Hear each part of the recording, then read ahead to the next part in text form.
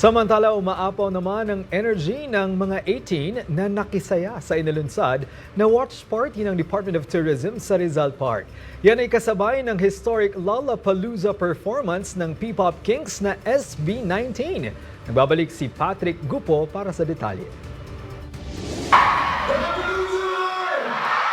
Hiyawan, palakpakan at sabay-sabay na pagkanta ang bumalot sa Rizal Park Open Air Auditorium habang sinubaybayan ng daan-daang 18 ang historic Lollapalooza debut ng P-Pop Kings na SB19.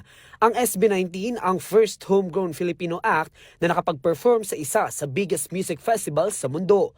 Mahigit 1,500 fans ang dumalo sa libreng live watch party na inihanda ng Department of Tourism o DOT bilang pagkilala at suporta sa grupo.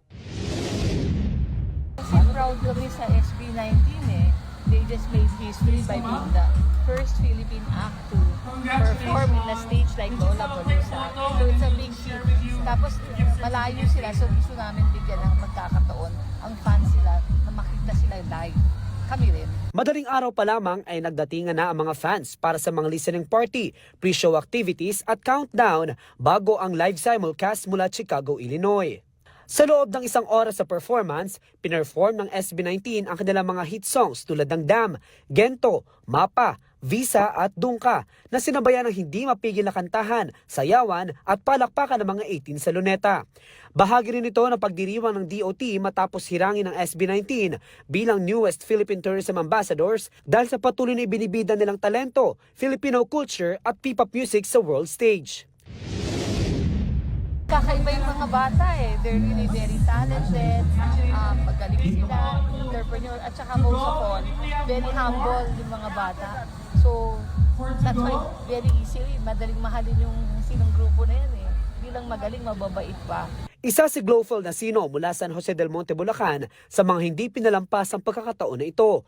Mula pa sa kanyang trabaho sa Ortigas ay dumiretso na agad siya sa Rizal Park at alas 3:30 pa lang ng madaling araw ay nasa venue na. Ayon kay Glofel, 5 taon na siyang 18 at isang magandang experience aniya ang opportunity na ito. Kasama ang libo-libong kapwa fans ang pinakamalaking milestone sa history ng SB19. Sobrang fulfilling po, sobrang saya, sobrang nag-enjoy po kami ng sobra-sobra talaga. On behalf po sa lahat ng 18, maraming salamat po sa pag-organize ng event na ito. Kay sa Department of Tourism, parang nabigyan po nila kami ng pagkakataon na ma-witness yung isa sa pinaka magandang milestone ng SB19 sa career nila.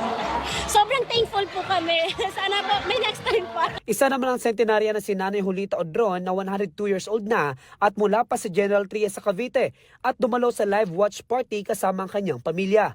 Ayon sa kanyang manugang, mula pa 2023 na maging fan ito ng SB19. Labis din ang pasasalamat nila sa DOT na nabigyan sila ng pagkakataon na mapanood ng libre ang performance sa kanilang idolo. Samantala, mas naging makulay pa ang pagdiriwang ng ilawan ng color blue, ang official color ng SB19, ang Rizal Monument bilang simbolo ng suporta sa grupo. Matapos sa kanilang historic Lollapalooza debut, tutungo naman ang SB19 sa California para sa kanilang I Was There Thanksgiving fan meets sa August 8 and 9. Pagkatapos nito ay lilipad naman sila papuntang Japan para mag-perform din sa Summer Sonic 2026 kasama ang nation's girl group na BINI. Isa ito sa mahalagang platform sa patuloy na pagkilala sa P-pop at Filipino talents sa world stage. Para sa totoong balita sa Bagong Pilipinas, Patrick Gupo ng D1 1206 para sa 13 sa tanghali ng Congress TV.